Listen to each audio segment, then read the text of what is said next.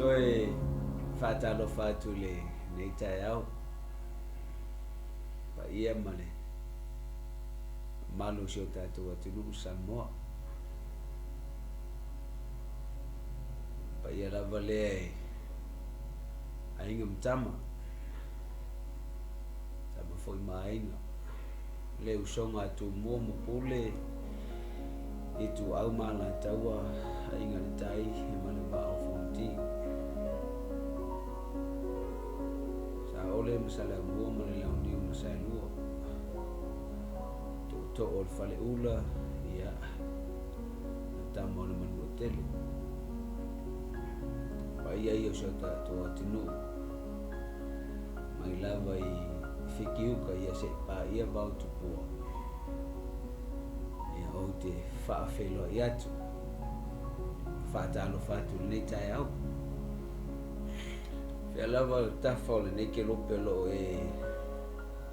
au mawai ia o le suafa lava lea manu malo le tatou ali Iesu Keriso o te whaafelo I atu ai lo to PAIA mo lo to malu Patalo fa foi nei tai au I au na le tua au na tofia le tua I so se fata fai tau langa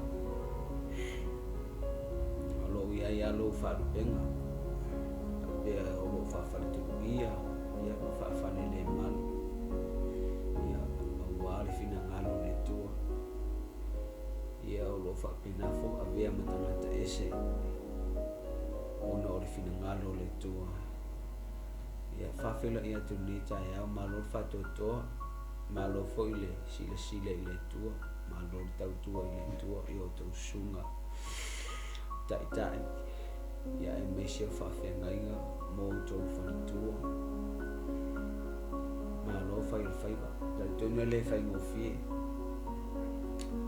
ai ua mafu onu tatou toe whailoa ai sa ngai le tai au ia ono le suafo Iesu ono le alofa malanga lei o le tua ia malo ia le tua nei tai au ia whapitoa foki se whawhiloa I le whatono tatou TV sunga ia Pastor Mike Reta ia mese whatua ia whawhiloa ia tu nei tai au le mawhaalo ia le tua maua nei avanoa whapena ona whaungai nei fo le ola I tau tua I le tua ala I le tatou TV o le Global Kingdom TV channel ia o lo whapena ona tau tua mo e Samoa ia whaftai fo I le tua ona nei avano tatou whailoa iai ia I maunga tele sa ia PAIA maunga iti ia lo o le atai au na luenga le tua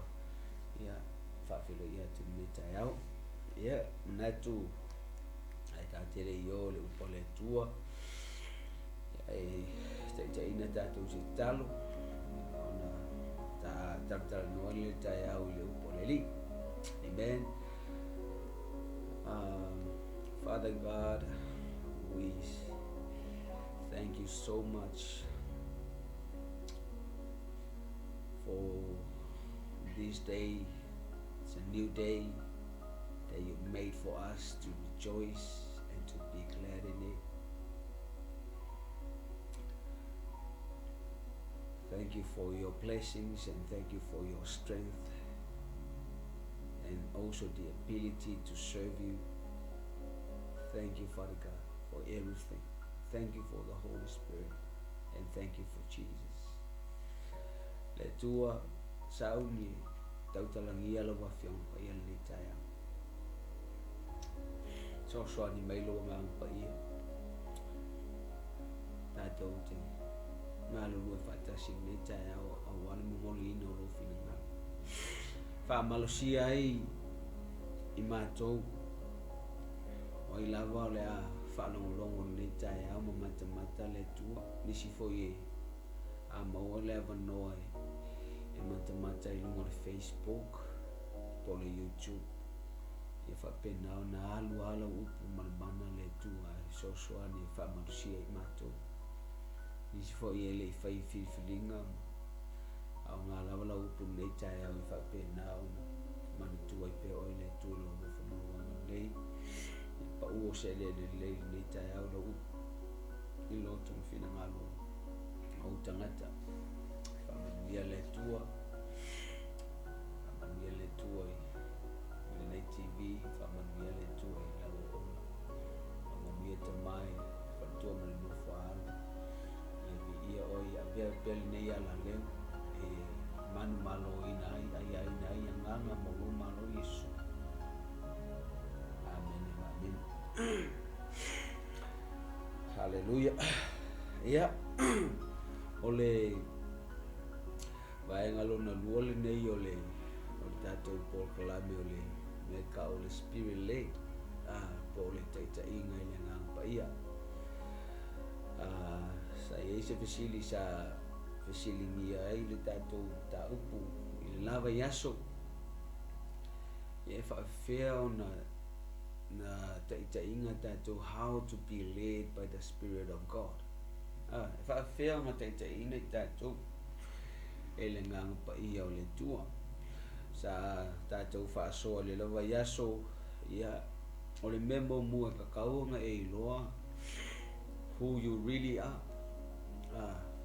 ole memo mua kakau nga loa ma mautino o ai sa o oi o sa o oi awa ai malama tonu wa ya o monia I ole nga fo ole fa ngofia le tato le lua FAASOINA ma le tua amen ya fula sa tato fa so le lava yaso o tato moni ai le o le tino le baba atu manofo atu nei taia ia ele o moni fo ngai te mata ma le taia o le tato porkala amen haleluya le ai o tato moni lava o le anganga we are the spirit o tatou tangata moni lama tatou pe o tatou tusi le lava yaso le roman na man al fa poenga sumano mai o lo fa pena ona moni mau mai le nganga PAIA po le nganga o le tua io tatou nganga haleluya so tai mai le nganga o le tua I lo nganga ele so tai mai le nganga o le tua I lo tino le haleluya ele so tai mai le nganga o le tua I lo mafofau amen pale so tai mai le nganga o le tua I le tangata moni so the real you is the spirit and that's where you are you connect to your God and my God hallelujah through our spirit amen ia la le tua le na utato lo ele o le utato mauti no mutato lo ia utato moni lava o nganga ia fia fa au pe fo ile tartal no il nei taia ia manatu fo ile umi se fa so nei taia haleluya ia tartonu fo wa malama yanti oi a ole fa poponga la por vai ngalu o tato por kala melita o te fia so soni ai ati o anga ile meta ole eternal spirit la le le nganga le ta ia ka ole nganga fa va ole ia foi la tamu fai va tu stato tu fai tau neta ia o nga le lua le kolito lima fa po sumar fit ngai lunga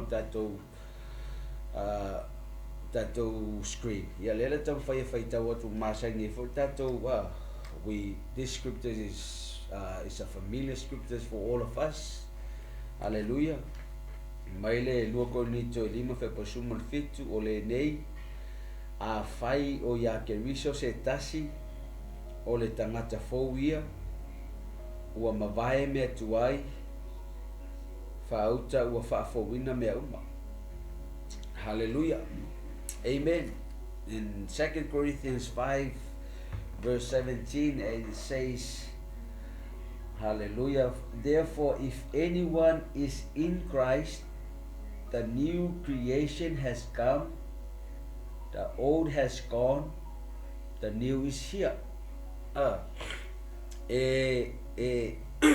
Ole eternal spirit la le o te fia whaapopo tua le tai au po le vai ngā lua o tātou pokalame how to be led or the spirit led po taitaiga le agaga paia lea lau e iloa o oe o le agaga ai ole tātou pokalame o le tai au nei who you really are o le tai au nei ole agaga la le au taua e ka'u o le eternal spirit o le agaga lea e leoti haleluia agaga lea ta'ua e whamaritala le tusi paia e oki lau kingo le tino lea ta'ua lea ta'ua e iai le tātou tali tonuga e le tumau le tino lea haleluia ai o le agaga la lea ta'ua e le oki kagaga e o ai le whaavavau le tātou te agai e tuai e whaavavau e ola pea le agaga leo tāua ai peilaga o whai atu le vai aso pe a whai na o sa i ese tala noa lava i aso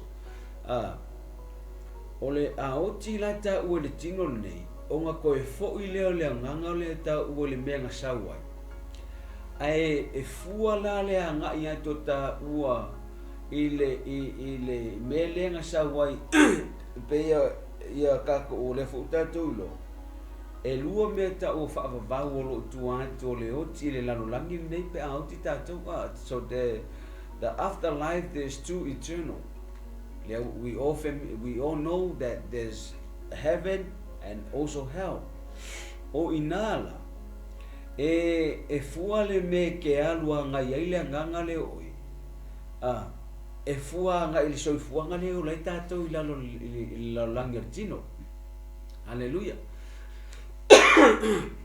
o le agaga la le ta'ua afai e ua talia e ta'ua iesu galulue fa'atasi tātou ma agaga paia fa'ataga e tātou agaga paia so se mea tātou te fai tātou te ola i le avea tātou mamea tonu o le atua ma tātou ola mamā i luma o le atua tamawhai tātou te ola le upo o le atua avea ma tangata whātotua e toi fo'i la tātou i le mea ngau mai ei tātou awa o tātou o le kalakus paia ngā whai e le atua le tangata le ngawhai ngā whai le ai ngā atua o mai e whau le tangata le whātusa mai i ngā wa umala o ngā whau le tangata lea i le palapala mai ona manava lea o oi ona manava lea o le manava ola i le ponga isu o le palapala lea le tini tangata lea ona avea lea o le tangata lea le tino lea e talatala no atu avea ma tangata ola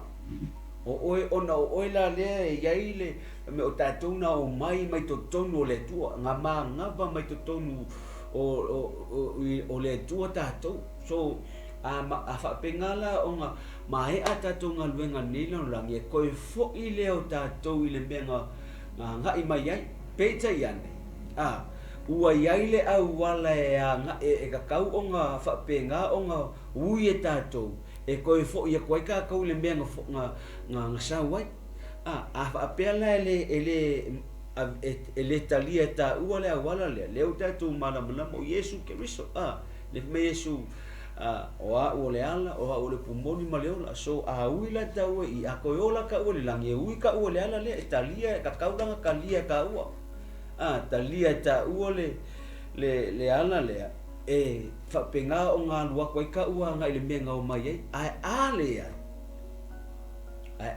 ai o ngā whamelo e tana tuspaia o ngā ole o ka ua ngā i le whaafanonga ele o se nofoanga sa tatau o nga iai ka ko o le nofoanga le ua whaapikoa nga o sakang ma a ngenu foi le kongi mai lano tasi vai to peta iane a fai e le tali e ta ua mo ui e ta ua le mena whamai e su e fai e ta ua o nga sui lo le mea alwe ka ua a o foi lanta ua inga i le whaavavau lea i se oli e whaavavau ele oki la tangata le ta eternal spirit le kau fai e momoni atu neta ya pero ta tom ta upor spirit le haleluya ai ole kau fa mtanga atu le anganga le o le anganga le e fa vavau ele oti e o kilo tino ale o tilo wanganga le tangata moni. Haleluya. Haleluya. Me foi langa ka ua I kele lo mala malama le lei ai mai se o tatou fai o tatalo le fai mai Yesu. Ia fai alo finangalo ile lalo langi e pei ona fai ile langi. Amen. O le finangalo le o le tua. E ka kaunga o lai ka kou le ile lalo langi nei o le ka kou fai o le finangalo le o le tua pe ka kou ke ola le upo le li o le upo le tua o le finangalo le o le tua. The word of God is the will of God. The will of God is the word of God. Hallelujah. So if we live according to the word of God, when you open the Bible and you read the Bible and then the Bible, the word of God speaking to you what you should have to do and what you shouldn't do. So o ingala e kakawai onga fai taua. Praise the Lord. O le spirit lela le ka fai fa matala tu le nganga le e le fa pe e o ko meki ale sa o le nganga paia. Hallelujah. E le o ko meki sa o le nganga paia sa loa kalangoa mai lo nga. Hallelujah. Amen. O le me mo mua le pe o mai le maule fa mai o fai o ya ke riso se tasi o le tangata fo o le keimi lai hallelujah. O ka ua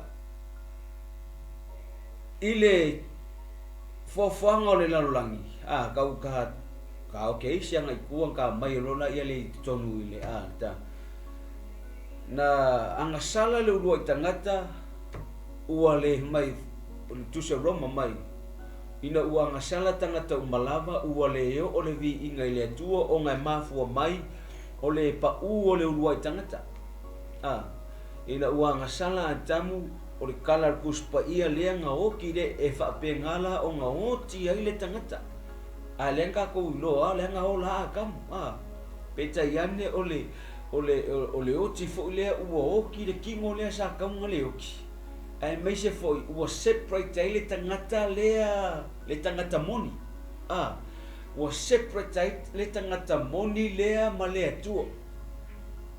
Hallelujah. Ona ole anga sala le anga tato le fo tato te malama ile tua le fenga nge tuai na fai ele na tapena lava ia le meka o le faanga le toto man e fa penga o nga fai ele taulanga inga ia fa penga o nga kilo mai le tua masila mai le tua le tangata avala a watu e fa penga o nga kalia mai le tua pat o toto yoma e kilo fo I toto manu e le fa pe e fili le manu le. Hallelujah. E a mai o si le taulanga e mai e fa malingi le toto o le manu mama. Hallelujah. Ai peta iane ile na toto e le ma ngalo ai le anga sala o tangata ai ufi ai anga sala o tangata o le kam fai fa matanga atu de tangata le totonu ua fa penga o nga fa le tonu ua le koe mau le so tanga ma le tua le ala le fa male tala tuspa ia ina ua fio mai Yesu e le I loa se anga sala e le ai foi se anga sala ia teia. Amen. Ai ua avea o ia manga sala ona o tato. Hallelujah. O le toto la o Yesu o le toto e mama. Hallelujah. O le toto e paia. Hallelujah. Can you say praise the Lord? O le toto lea ua fa pena ona fa mangalo ina ai tato ua mangalo ai ia hanga sala le tangata ua mafai ai fo I le tangata ona toe feso ta yatu I le atua ua koe mau ai le mafukanga ma le sotanga lea a le atua ma le tangata onga ua le koe ufiufia ka ko anga sala ai ua fa mangalo le anga sala lea mai a atam. Amen. Ua mafai ai le tangata ona toe feso ta yatu I le atua le tangata la le kalango koi o le kanaka le totonu le tangata moni le sa the real you. Amen. Or eternal spirit. O le tusi la lea koinito. O le fai mai a fai o ia ke riso se tasi. O le tangata fou. Ua mavae me tuai faauta ua faafauina me uma. E pe o fai atu ele o ko meki le sau o le nganga paia feso o ka ele o ko meki le sau o le nganga o le kua feso o ka i mailu nganga o le me ka kau me ka o le spirit led e yai le awala e uia ka ua moamua. Amen. Ele fa pe e ola ta ua ile e ola ta ua ile tu ina nau ma mea uma i e fai ile soifuanga di kingorngi e ola fa ale matau ta ua e ola ta ua le amioleanga. Haleluya. Ai e saua o e finga saua le kua kalango mai lo nganga fa penganga lo kalango male tu e kele mala mala le ka mai mam lamba pe afai ele uie momo o le wala le. Haleluya. Le wala le femertal tu spa yortalia o ta o Yesu ke biso. O le female tu si le femai o se o ya ke biso o le tangata fou. Haleluya. O le nganga le o ta ua. Le anga fa penga o nga fa le tonu. Le nganga le o ta ua. Haleluya. O le tangata tuai. Haleluya. Pe taiane ina ua talia lo ta ua Yesu. Fai mai lana tanga tuspa ia. O na fou wai lea o le tangata le tutonu. Ia. O le atonu e mau ese lava ia tātou. E iai isi tali tonunga. E pulea o lau o tali tonunga. Ai o la uia tali tonunga ngai le mau lea. Ona fai mai nisi e whapea o le mele kalango mai I o le fou a fau ia ke se tasi o tangata fou ia fa ua mawai me tuai fa uta ua faafauina mea uma o le alai tala noa whapea o le fou le kalango ai le kuspa ia por tausi le tala le o le fou o oe le ngaka o kokongu o whaolainga ai fou ai foi mafafo ia o lisina view e pule lava o ila o tar tonunga malou fa amtalaina o le tuspa ia but ile lo utilo ile context male mele tala noa.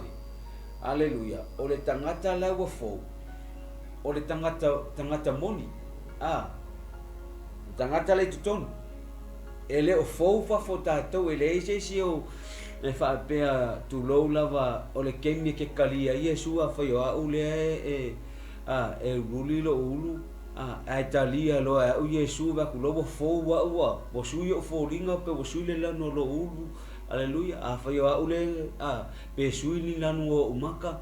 Haleluya. A fa yo sa wo fa pena na ka ma ngumia o fo linga tu lo a kalia lo e Yesu pa wa bomba ko e kwa smooth fa foringa le ai ele ai ma se tangata fa pena e talia lo Yesu va ko sui fa fo bo va ko sui o wa lang moanga o maka salangu ena tu lo ai a fa pe fo ila e fo va fo ele to pa ula tato ele ko yang sanga ka ko alai o le lava fa le ko mo tangata.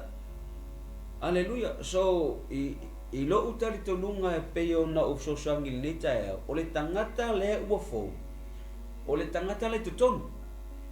The real you is new. O fai tau le fa pertani e fa pe if anyone is in Christ, the new creation has come. The old has gone, the new is here. New creation. Ole mela le maofai. kuso le tu mau tātou le fafo, tu mau lo tino, tu mau uma me umoa. A o le tangata moni la le totonu. Pa mai le kala kuspa ia ua le to iai le tangata tuai. Hallelujah. Ai o le tangata laui, o le tangata, it's a brand new person. Hallelujah. O le hanganga, o le tangata fau o oe, fau oe le kokong. Can you say praise the Lord? Hallelujah. Leo te tau whai e kau so atua i le whaamamnanga, whaamalamalama ino le tātou spirit led. O le faula leo oe. Praise the Lord. Yeah. Le e au mai lo mafau le se whaataitainga fu le whaingofia no tātou malamalama.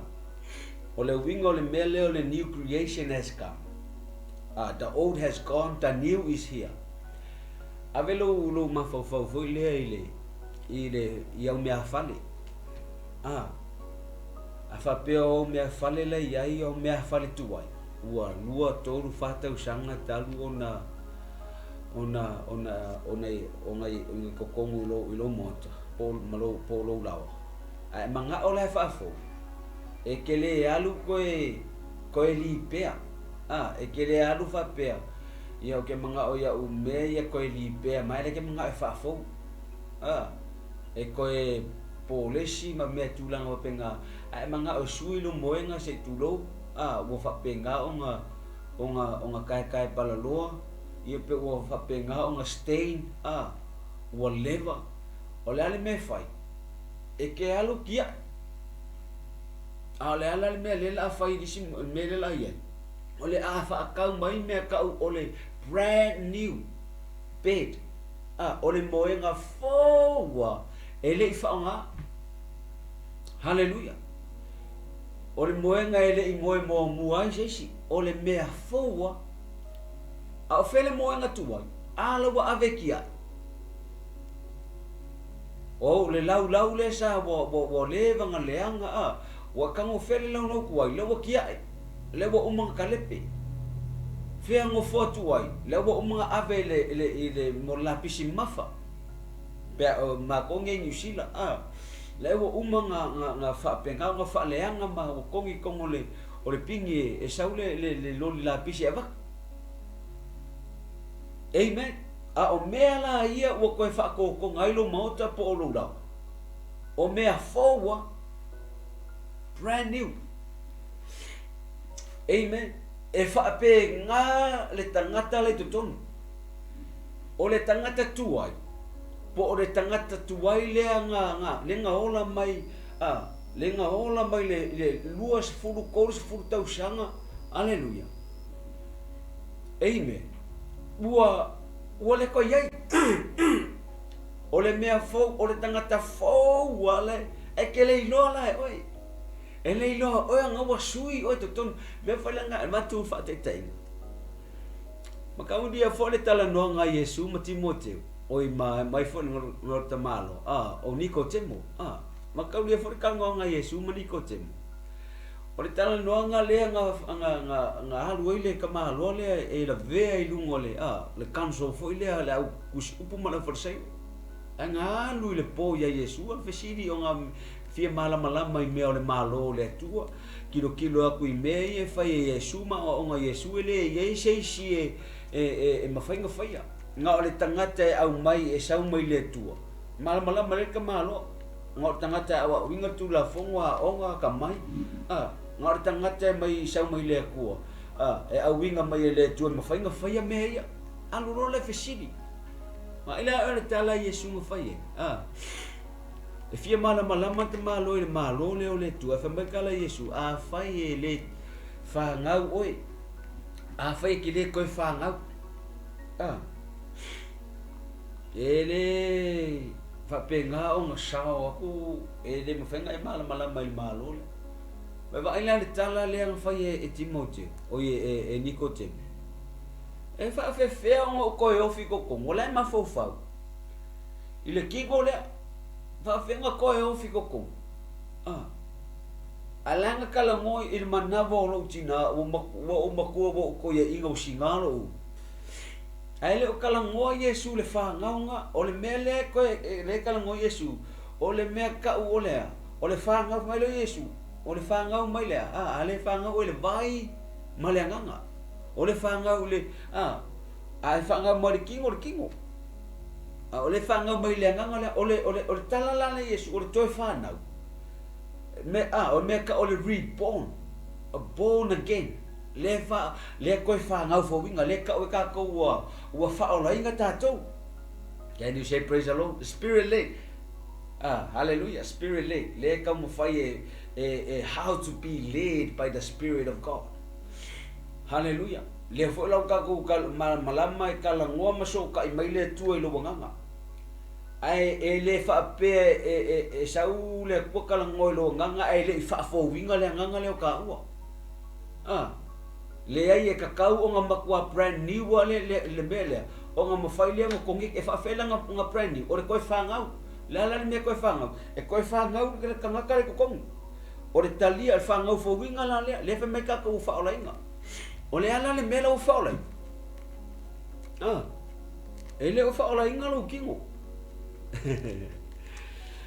Hallelujah e le u whaolainga tātou tino Ile te metalia e tātou Yesu, a whai e tā te mau ese tā mau, ma tā tartonunga ia. Tā tonu lava ai lo tartonunga. Ai o leo kam whai e sosoani atu ile nei tai au atu sai foi malamatau. Aleluia, e leo whaola inga lo kingo. O lea o lo tartonunga e kusai male upole atu, o le tino tā ua, o le mea le whai e ka ua, e ka kauonga, o nga FAASOOINA le tino leo ta ua kaunga oki e so uma. Hallelujah. We have to die daily. O le die daily la le kalangoi. E kaunga FAASOOINA le kingo na ka ua. E whai, hallelujah. O le kingo na ka ua. E le sau le kua sui. E le sui e le kua ka kingo. E le sui e le tuor ka mawhauwhau. Pa ua le mea e sui e le tuor le nganga ka ua. Aisea. O ngo I le manga ole tu e kongeki mai e. Hallelujah. A whaolainga la ka ua. O le upu whaolaina. E leo whaolainga lo kingo. E leo whaolainga lo mawhauwhau. A ua whaolainga le tangata le totonu. The real you. The eternal spirit. Le ala ua whau. Hallelujah. Hallelujah. A o le tangata la le totonu. O le tusi a Filipi mua lona whepulua tonu ma le lufu wha. Hallelujah. Praise the Lord. Ole sorry ole Filippo le lua Korinto e fafa pe sumo le mai awa ole mea le ma tau tele fa vai ai pe e fai kau. Mei kau wau inga umolo ma ko ka ngaka I fafo. Kala ngo finga le Paulo tu se Korinto anga I popuanga. Hallelujah. Mai ai ua whaafōwina le I totonu I lea aso ma lea aso. Hallelujah. So the inward man is renewed day by day. Hallelujah. Ole tangata na le totonu e whapenga o ngā fōua ia so uma. Hallelujah. Ai se ale me fau ia so uma e fa merikala kuspa e fa penga o nga renew day by day. Day by day. Hallelujah. Hallelujah. E fa fau wale tangata le totonui aso uma ma aso uma. A ole tangata la le fa fo. Praise the Lord. Ai se ale me le o nga fau o komi aso uma so uma so. O le wha mama le e renew what an amazing word whinga le pea o kilo ai ma ave yelo ma fofau le mole I tangata foile whainga ruenga I mo makamaka I tangata foile whainga ruenga I mo fale foie peo ni oloa ai mesi ai wa ingi palalangi ia lako purumu whainga le o kafi ai lungo oloa ki nga kafi nge o kai au koe kafi peo stocks foi ngale au ia e longo fia au nge pipi e se pefu tafi o le me lai fai e ka kau onga shine mai ya I kai mi malava e kafi nge o kai au e kafi e pe fa pe ngale le new day by day o le tangata folo ko e always shine mama ai share e ka kau onga mama I kai mi uma mamai kai ni uma asia onga fo ko kongu le ko nge ki mai le tu ele kai ole tu mama ole mama yo le tu le ta tu te au onga ele kai menga le fe menga ku spa ia God love the sinner but he hates him ingo yo le tu ile mo ka ole ansala o kilo le angasala o le ata o memori parpala. Aleluia. Vai memori ka me kiki fenga le a ka ko fo ila ese iso fo ngal ne ya tunu wa New Zealand. Kilo ya New Zealand fa ya ko ki ka ko e ke vai fo ila yo tato vai se tulo e pa ya ka ko gola isa mo funga le sio tato watu nu e kaule e insi ma aleluia ke le pefu mar parpal e pe kau ingo vai funga le kuru mar parpal ke mosu e parpala vai o vai ma ngai o vai ila o le ka o vai mu e funga le pe wa ingo lo vai ke kuru mar parpala wa mangu ai no vai funga le no fi vai mo kwa mama ke mosu e parpala because when you look at yourself, you're dirty and it's like, oh my gosh, la parpalaru le pa ele o vai ke manga o never nga ke vai ku ya ko kinga ka ko nga manga o ya makwa pa ya vai ya makwa manga ya e musu e parpala and we going to tell fu ile afai ke le fia mo ya o ai palpala and that's why you shower every day ke fa mama ya ke muso ke palpala vengale tulo ke muso ke te manongi leanga e fa ngai upule fa ngai te to le manongi ya pe upu ngale se mo le foi pe ke la funga lenga e ka ele ya so uma ka se ke manga ke look good pe yo uneta ya praise the Lord ya mai sa parking mo vi ia leli okay le manga okay sa mo yo folding of ngale ke si sila mai ya pe mai mo mai ro fa le ko ku hallelujah fa le ton watu fa ila ia le fa ila uneta ya so we have to be try to look good as same as God ole tua ele fia mafuka i se mea pala melanga lefe mai e foa renew our spirit day by day ka kawanga mamale nganga le ka ua akabu yai ngai fale como we had it renew day by day le upu le tua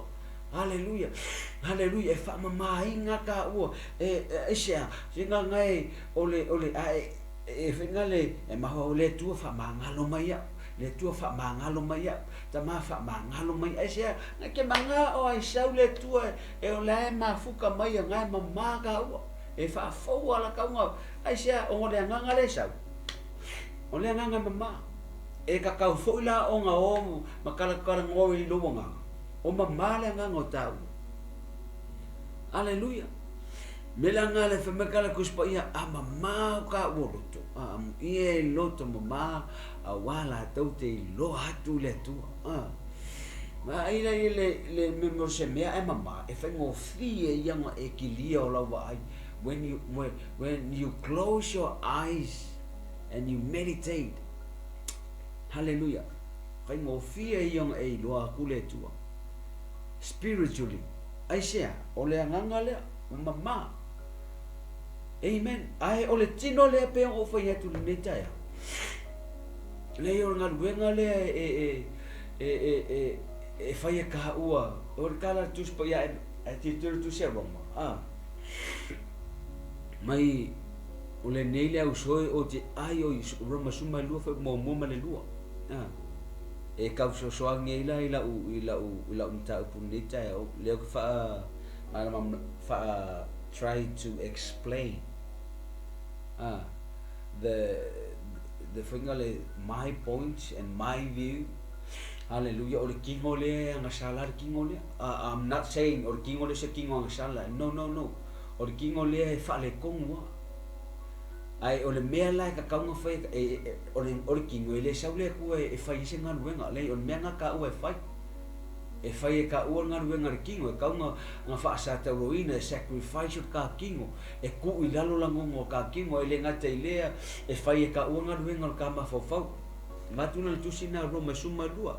Fa mai o le nei le au soi o te ai o ia tu fa longo le finga ia o tu ina tu o tu tino i le tua o ai ku inga ku le kingo i le tua e le o le tua fa mai ia o tu ina tu o tu tino i le tua o le taulanga ola o le taulanga e paia o le taulanga e malia. Hallelujah. May I beseech you therefore, brethren, by the mercy of God, that you yourself is talking about yourself. So who present the body to God? It's me, it's you. Ele o le tua. Hallelujah. O le ngala ka ua. E presente ka ua ka kingo ku ingaku i le tua ka kingo o se taulanga e o longo winga. O le e se fo le ka uki o le kasinga mata upu e se lona matangofi.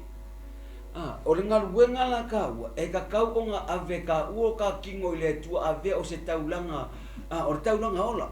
E kilo la le upunga inga as a living sacrifice. What it means about living sacrifice. O le taulanga le o e watu e whapenga o le taulanga e ola e longo winga it's e kamofai e whinga le e whaasa tauroina lo tangata le kingo lea. Hallelujah. E kaunga ave e whapenga o nga sacrifice mo le tua. Hallelujah. E le whape ave lo kingo tu lo e fasio tia. Le o le ka o le living sacrifice o le taulanga e ola longo winga e fasio kia e o lo tino e kango o e fasio ki lo kingo lea iaso uma as a living sacrifice to God. Hallelujah. Holy and acceptable. Longo winga o kingo le ka ua e ka kaunga living sacrifice lua e ka kaunga holy and acceptable to God.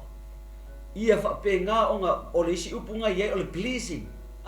Ia whapenga o nga fia mai le kua le kingo le ka ua le whasa kau le ka ua. Me venga lenka anga pongi. Le anga pongi ka ua ngon whasa taulo ingo le tino le ia nga ia. Ku ilalo la ngongor kingo. Manga ongor kingo. Me le fia ai le kingo. Hallelujah. Ia whapenga o nga. Mawhaku kalakus pa ia e ka kere kingo i le nganga. Mai te le nganga kingo ke fo kingo le nganga. Mai on mene ko ke le fai me ko ke loko ia. E fike nga i me e lua. E le manga o le kingo e ola i me le nganga. Awa fo o le nganga e ko ngeki le pue fia me fa le nganga. O le tino ia. E fia i me la e ko singa ngo fia i me ia le nalolangi. E fa penga fa o sofia i le ngonga kingo. E ma fua mai 5 cents o tangata. Makauria o 5 cents o tangata o le vaai, o le tofo, whaalongo, o le tango, ma le taste, kamanga, le whapenga o whawhangainga le kingo lea. O ila, le whapenga o nga amaia, ma iakune maka lea, o nga whapenga la ia lea o nga ko singa kuai, it's pleasing ki kilo aku le kingo e maanga, ia mele mai kuai, ko singa ko la ia le o nga manga o ilo le kingo lea, so o le mela le fai, whaasaka uro e kako. Ele o le kingo la lea, ele o whaala inga kako kingo. ele sau foi le tu e fai ngalo benga ka koki e o foi la ta to ma fo pe mo foi to tangata e tolu o tangata o le anganga e ye le ma fo e no foi le tino. Man is a spirit that has a soul that lives in a body.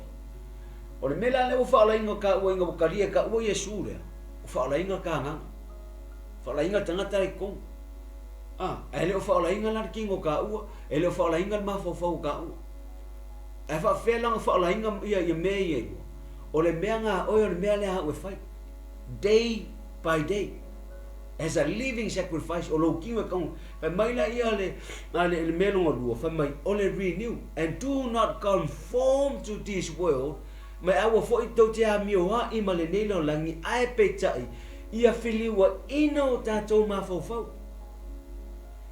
But do not conform to this world, but be ye transformed by the renewing of our mind. Olo no winga, ole mafofau ka, o e ka kaunga, faafo winga. Filiwa inga, e ngalue e faapenganga fai e le ngaluenga o le mafofau lea. Haleluya. La foi nga lenga e ka kau nga ngofo le afionga ke wiso ko kong ya ka ko ya makwa kele lava. Ole upunga tu se kolose. Olo no winga e ka au kele la le found ka o le upole tua. E fa penga onga fa mama ai melan kala kuspa ia e ma fa faula upu le ao a toa malepo. E renew ka ko ma fa faula upole tua. Amen. O ila le feso so angi sawa le nganga PAIA ma wan so ole me ka le eternal spirit le ka ole ke mi la fa ola inga le nganga le ka ua suio ka mafofau fa penga o ku inga ko ka o kingo ile tua. Haleluya. Ole taulanga e ola ole taulanga e PAIA. Haleluya. Ole taulanga e malia I lumo le tu. Amen. Ole makwa fia ole tu ko ngeki mai akoi. Praise the Lord. So spirit led. So now you know. Ole sawo ele ngaka o oyo le ngaka. Ai ka kau o fa fo winga le nganga le ka. Va fenga fo. Tali e ta o Yesu. A ve mari I fa ola.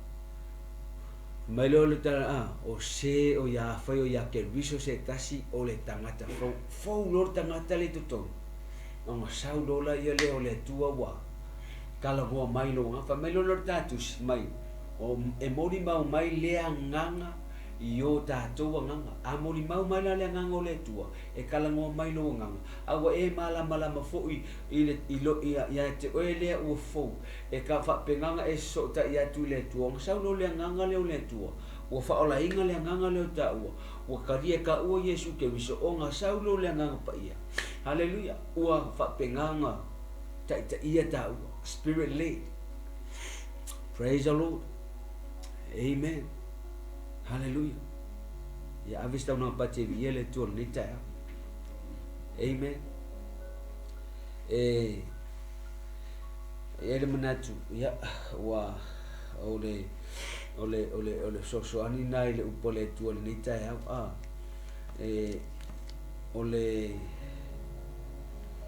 ole mafuta mai ole nganga ole tu yo ta wanganga ina utalie ta o Yesu ave mali ma faola ona ta inga le nganga le ole tu ta ole nganga PAIA ole fa mau foi longa inga le ta tu e lo ai o ta tu fa na ole tu so the Holy Spirit is a seal e fa mau foi longa inga ka ko e fa penganga kilo mai le tu ya ka ko o langa fa nga.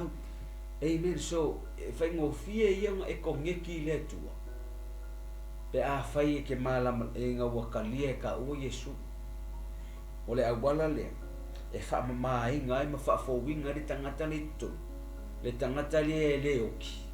Hallelujah. Hallelujah. Praise the Lord. Nga ya isi tanto nunga le to e mana tu ni ta si tali tonu nga fa pe ole o ka ko e o kilo ka ko tu lo pe ole pe ole pe ole tai fau foile ai sila mo le uli ya ole tai fau pe lo so for tatou la ye si tatou no ka ko pe mo ole mea ola se tu loa sa mo fa fonga e o kilo ele ko ye si mea e ko kusaka ko male uli manu vai fa e tu sa tatou male manu lele para tatou ele ai ka ko ele fa penga ele ai ka ko e o kile kingo ai ola le nganga amen haleluya ai fo isi tatou no fa pe o le nganga le there some says the spirit does depart all right but it comes back like a cow e ista tu nunga fa pe ole me ka ole reincarnation reincarnation kama finga le ku fa pe e ke vinga le temi ke mali wai pe o te tangata o nga alu lea ole nganga lea ai ko e foi mai ai liu mai mo uni mangu finga le polea pe sa we liu mai tu lo liu mai le mai pe liu povi it's not right ele biblico foi ai ele biblico le upole tua e foi sta to nunga a maliu le tangata o nga moela ia leo le nganga haleluya but ele fa penga ai o le tarto nunga ia tu spa ia fa kaule tu singa Filipi lu futo le kam fa makunika le o ka menga fa mai kala paulo mai e lua mea wa fa le kongo lo manga ku o ngau fia alu e fa penga o nga fa kasi makeriso which is a siliaku. It's far better to be with Christ, to be with God. Longo binga o le nganga le ka u pe o fa ko le nganga le fa fa pela o le fina ngalo le tu mai aka ngalo e alu le nganga le ka u e mafuka male tu hallelujah. So when we spiritually afa mekala polo ia ai sili foi onga ungo foi le langi ngai onga o ko sili but tala polo it's far better to go to be with God or kingo la lele or kala polo le fa pe kala ngol ka ko kingo le alu kingo no our body stay here on earth hallelujah but our spirit go to be with God. Meranga ka ua I kere le tapenganga le ole anganga le ta ua le tangata moni ia whaaola inga ia whapenga o mai le wala au le tua o lea ua whapenga o ngā mauti noa le mea ia ngai ai sea ai mese fo I lau savaringa I le o langa nei tono nei lau langi o tato ia ka ua kere ka inga ka ua le ngang paia ka ua kere pe o fai hatu tele yo onga tele ia tantonunga but we need to be led by the Spirit of God. We need to be led by the Spirit of God. Ka ko ke lo ai e mea tonu la fina ngalo ai le tua e o le Spirit led e le fa nga ai lo le ia ula ngongo lo kingo Spirit led e le fa nga ai lo mafofau amen. Spirit led you have to ke mafofau what le ale me le fa mai le ku lo nganga pe o tato mau e mori mau mai le nganga o le tua yo tato nganga afia kala ngoa mai le ku ya e kala ngoa mai your spirit sometimes mai tala tanga te alu le ku afia kala ngoa mai le ku ya e alu le ku lis kanga ka e wala mai lis kanga pe a failenga ele o fa pe nganga malama o ile tua pe a fai ke le roso ta ile tua and then God go and pe melenga fai ku ya Samuel hallelujah inga wale fa penganga sa le tua lu ya Samuel a wala mai ya Eli e sa ka mo fe au ya Eli e pe a failenga wale mak ele wale ai ya le mafkanga le ka wo fa penganga fio so ka I mai le ku ele o ma fai so ka I mai le ko ya pa o le me mong ya ele ma fai ngalu mo le tua lista ngata le sa ya ko so you need to know e manga ole ku sa o ya so spirit led e ko ngeki mai na le ku I lo nganga If a pengalang e kongeki aku ile jo, when you close your eyes, you connect to your Father, your spirit e kalangua fina, e ke kalangua mai from your spirit, not from your mind. Fia yo le tua. Amen. So o so soangi nga neta au sa moa buka ko yai vai kaimi whaingaka. And we need to be led by the Spirit of God. We need to be led by the Spirit of God. Hallelujah. Lefo lau so soangi neta au an eternal spirit. Ka kamukalia ka o Yesu nga veo o se nganga fo. Hallelujah. Ia ile tua. Whaingo fia lua mafutanga ma le nganga pa ia. Whaingo fia fo ingo lua kalkalngoa manganga pa ia. Whaingo fia fo ingo lua o whakasi manganga pa ia. O le fia yo nganga pa ia pe a whai ki whakanga inga ngai e ka i e whapenganga whai. Holy Spirit, so soangi mai a tau nea. So Holy Spirit, le lau walu lau tā vale, please, pui mai. Holy Spirit, whamalo lo, mai lo kingo lo, mai. Fia yo nganga pa ia e whapenganga e whai aku yang ia. Because He is our helper. So, o le helper le nganga pa ia. E sau sangi ha oi mea ke mga o mia mo mia inga ia. Mea ke loi ke le mawhaia. But that's where the Holy Spirit of God will act, hallelujah, on our behalf. So, ave stau nang pati mo nganga pa ia. Ave ma ole upa le tuan nita. A whai fo ila e le mawhaia o tu ua nei tai au ai au kele i ta talo mo oi. A whai o e mai. Hallelujah. E wala aua nganga pai. E whae e atua o lima, whae e mai o lima. Hallelujah. Ke lo e ngai o i fo ia nganga pai ia nei tai au. If you need prayer, o le wha manolong, I'll pray for you. Ta mai si mai o lima nei tai le suafo Yesu Keriso. O lau whanau o lo wha pēnā o na mātou mafuta nei tai po o le hafo i se taimi le tua e mata ai ma o ai le whaalongolongo i nei tatau. A o iei se mai i le suafo Yesu Keriso ia malo lo nei tai au. Any sickness, any disease, even demonic spirit, you need to if I command you in the name of Jesus. Anganga o lo fa lave anganga o ke mongi anganga mai ma fo me o ke mongi de suafo Yesu Keriso. Ia malolo. Ia al ese right now le suafo Yesu Keriso fa sa onoto le tangato le tua. Fa sa onoto e fa na le tua in the name of Jesus. Hallelujah. Fa fetai le tua la fa malolo ngani ta. Amen. Fa foi tele talia Yesu e vea mali ma faola le tai au. Hallelujah. O mo se va no te fa ngolonga fa fetai mo lo tai mi fa fetai mo le dato maftanga le tai. I'll pray for you. Tamai talo ya to ye fa pena ona. Hallelujah. Nami te le fa tai mai le talo mai le tua. O fa longo e lau. Le tai au na fa maulalo le lo noto. Fa mangalo mai ya te yo fa le tu. Wo o wala au ya te o Yesu a fio mai.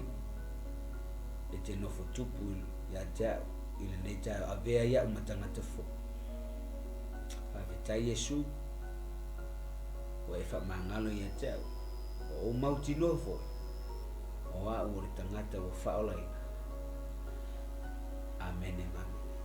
Ia o tama fa manuia lau fa na nei tai o no Yesu. Amen and amen and amen. Hallelujah.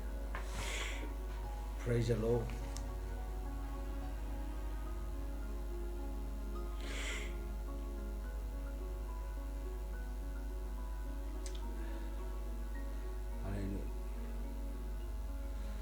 Ya. Olo yaile mana onga ya e te talo mo hulunga ono ya olo fa pena ona faile tautonga I America ya ke ua se le pronouncing o le state zero or sihor or whatever or le ale pronouncing but ole request from Mother Mau Samoa ya fa vitai lava Mau Samoa ya tu lo foi ole fantua ia po le tina fo le tai au fa tai no lo taimi ni oro fa pena na ma futa ma ta po kalam haleluya ia o le tautonga ia o le o ulunga ono ia ilona mata ia haleluya le ise me fenga tai le tua fa tai fo yo no o lo fa to tua talo tato fa to tua fa pena fo ona so so ni le tua ia ila na fa malolonga ia au fae uli mai le tai au le tua haleluya au fai ale le tau tonga ulunga ono ilona mata o te leiloa po fai pe le fai o le a se afianga e mafu ai ona fai le tau tonga le tua i le sua fortama le alu ma le nganga pai ia malolo le mata i le sua fo Yesu Keristo wa vai ngole manta lo afia ia malolo le sua fo Yesu Keristo a fa tau no fo i le tua le tau tonga e ala i fo mai ia avea le tau tonga ia fa penana a wana tua ila fa malolo ia fa penana to le leia atili ia le va ai le tua o unga ono le netaya in the name of Jesus talo foi le tua ia fa manuia tina ia mau Samoa ona olona fa tua e ala ila upu ma talo le upa ia that's what you said le tusio e efeso fa penano matou tatalo mo le au ia mana tua le upa ia i matou tatalo Father God fa manuia le tua tina ia mo mau Samoa netaya in the name pleasure fa manuia ia te ia mai fo ile tua tino ia malo lo le sua fo Yesu Keristo. Thank you Father God.